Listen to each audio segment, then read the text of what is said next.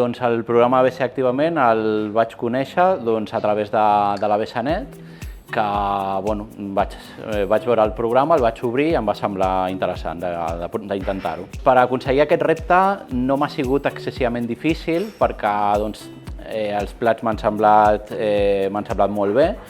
Només que hi ha hagut alguns dies que sí que, potser sobretot amb el tema de la verdura, m'ha costat un pelín més, però per mi ha sigut totalment assolible. El missatge que li diria a qualsevol persona que volgués intentar provar aquest repte és que som el que mengem, no? I aleshores, si mengem millor, estarem millor preparats per la nostra activitat diària. A part, també complementant-ho amb esport regular i amb uns bons hàbits de vida.